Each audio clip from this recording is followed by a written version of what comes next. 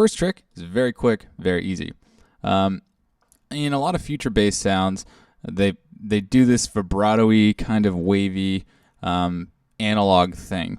And you can do it a couple of ways. You can either attach an LFO to pitch, which people do quite a bit. So let's just mess around with that. Oh.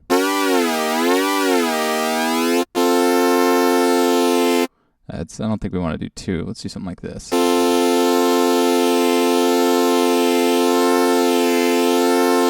People do that kind of thing. This is just a little alternative. Let's just throw a tiny bit of depth on vibrato and slow down the rate.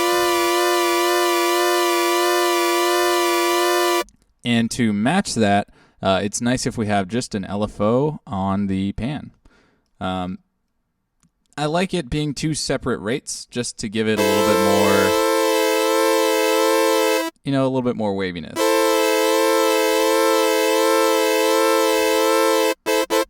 So that's it. That's trick number one. Piece of cake. The next ones are going to stack. So if you're building a pad from scratch, don't get rid of this.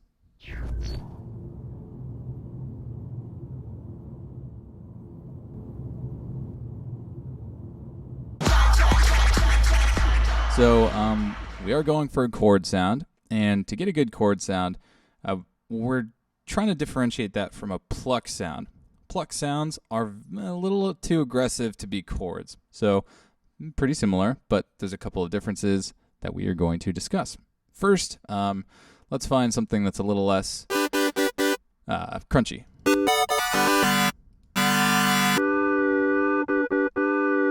Just gonna keep going through until we hit something.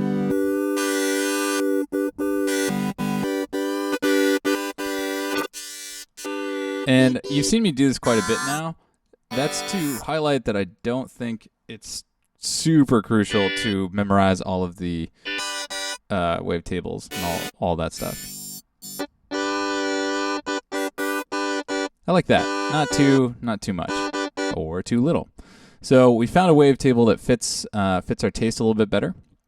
We're going to go into serial mode, and then this is the quick trick.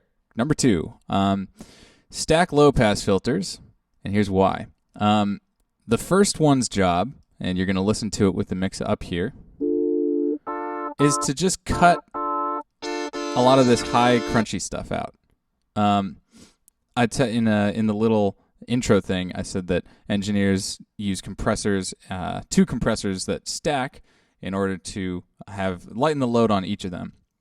And I think that's just that's a decision that's made to try to take out like a little bit of the grit, a little bit of the harshness, and kind of make a compressor go a little bit more unnoticed. Smooth it out. So we're gonna do the same thing here. That doesn't say, hey, we're making a pluck sound. Like, we're just gonna be a little bit more subtle about our low pass filters. So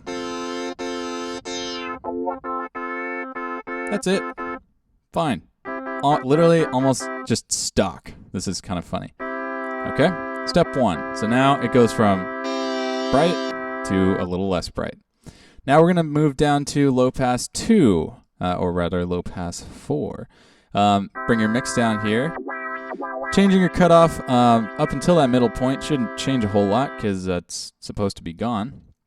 We're just going to throw it all the way down to the bottom, and we're going to make a slight variation on the pluck envelope. If you've been watching these videos, you should know by now that bringing the sustain all the way down is a standard pluck. Bring down the resonance, because we don't need that extra whatever. Okay, so we get a nice pluck, but I'm going to change it up a little bit. Totally up to you if you want to use linear. I've been liking it more and more lately. Bring your level up a bit. That's it. Piece of cake.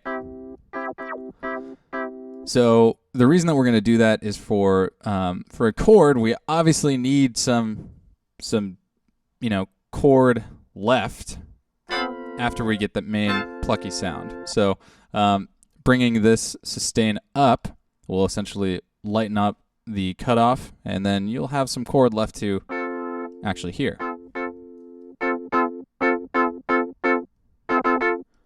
So now last step is just throw a high pass filter on it, and then you're good. I even like to take out some of the low shelf, and now we can just kind of tweak it around a little bit. Throw a reverb on, and you'll see that this is a pretty good formula for a nice chord.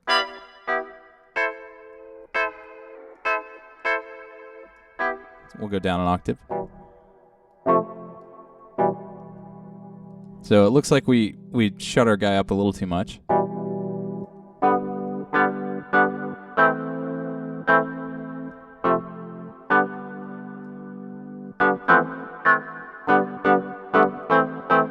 So this is, we could keep listening through different wavetables and see if that gets us to a different timbre. One, done.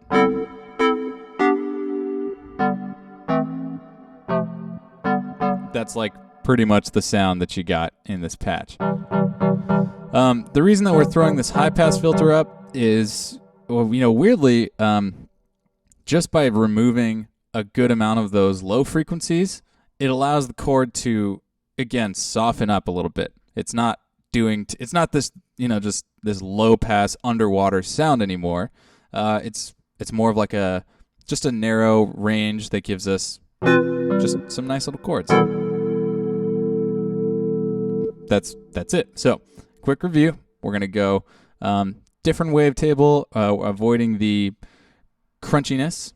We're going to go low pass filter to take out the highs, get rid of a little bit of the work.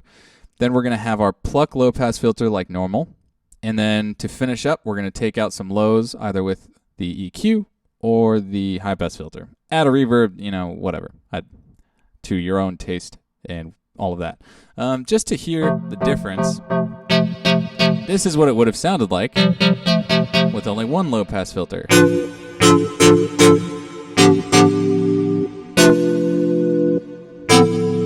Definitely just way brighter, and that's what would make it sound more like a pluck than a nice chord sound. I think the stock fourth envelope looks like this for a reason, because when you play chords, it's not like just throttling it to all the way up top to all the way down low. So that's topic 2.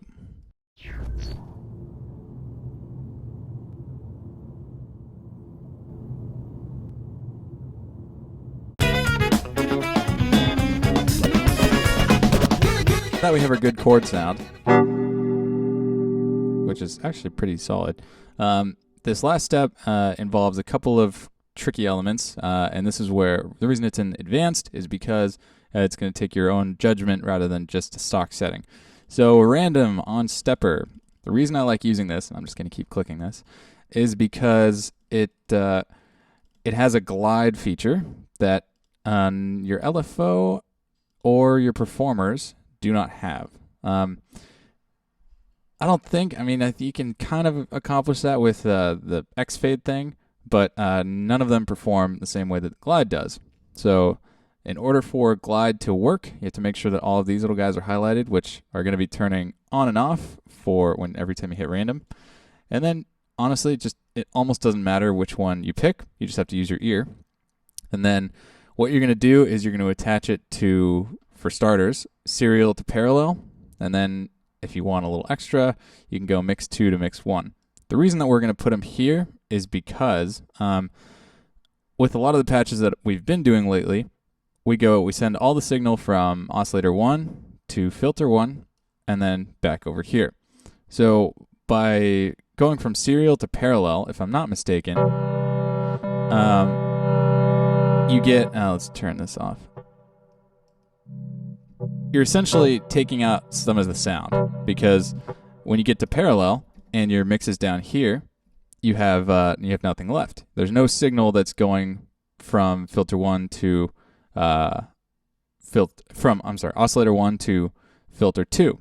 So essentially it's going to be a mini tremolo that's kind of jumping around. However, with this combination of mix 2 to mix 1, there is going to be a little bit more of that high end that we initially that we're cutting off with this pluck down here. And yeah, you just get a little bit of movement without it being too harsh or too crazy. So now what we're going to do is we're going to try to find a rate that we like. Could be fast, could be slow, and then adjust glide to taste, like we're cooking. Go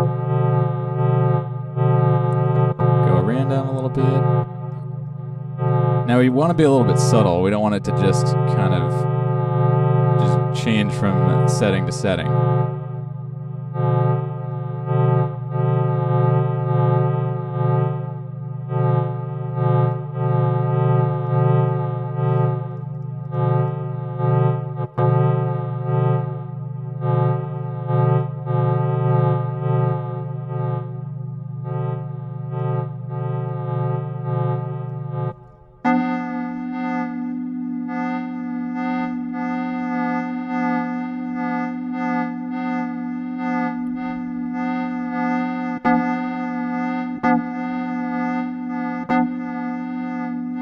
So now, this last step is a couple of, again, mildly tricky elements.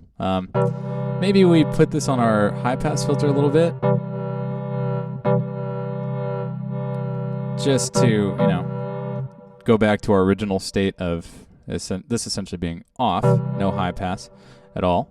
Then what we're going to do is, remembering real quick, we're going to shut this pan thing down. By going to, oops, I changed this to a performer. We're going to shut the pan thing down by adding a macro to amp. So it's just going to shut it off. Now there's no panning left to right. And we're going to let our stepper take over.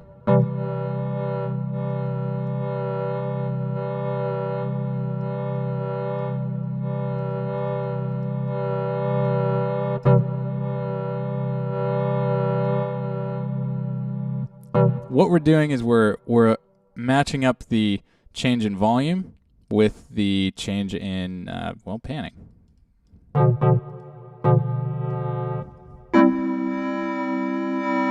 If you want, I'm not liking the vibrato on this part of it, so you can just, wow, this number thing is getting a little weird.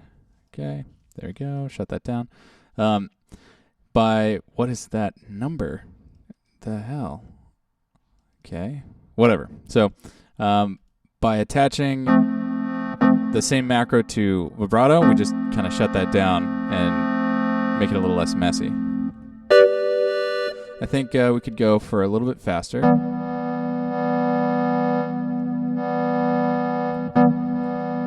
Then one last little step that I, kind of like using on this is you just throw an LFO on the rate.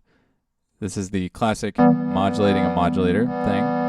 Just so it has, I would go slower than not. But that way, it's not just this kind of, even with this random element, it's going to be jumping around a little bit, which is kind of nice.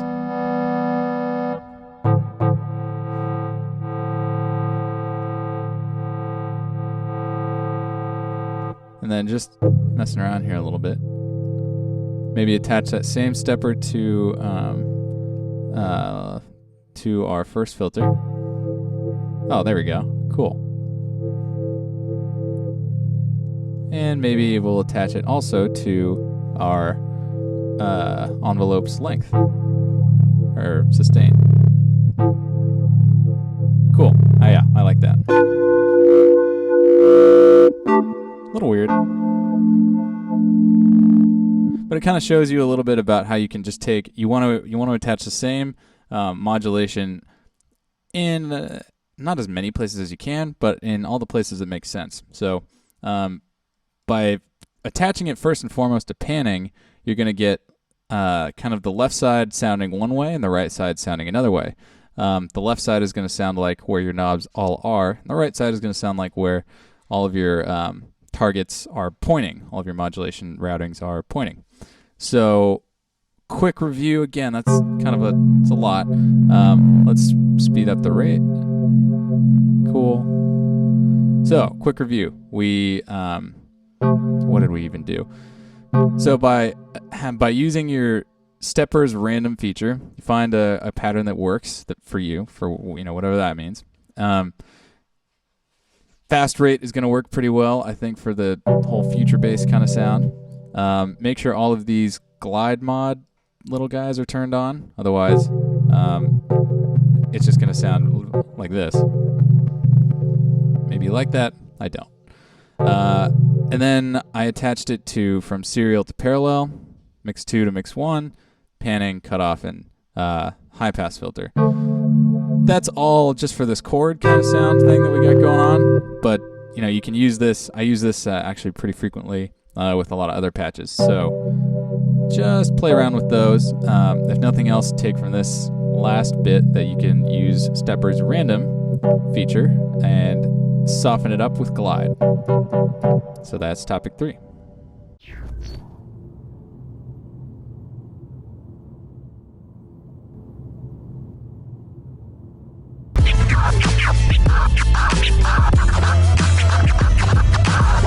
So this might not be exactly from a particular Kygo song, but certainly matches the tropical house chord needs and requirements that you will run into.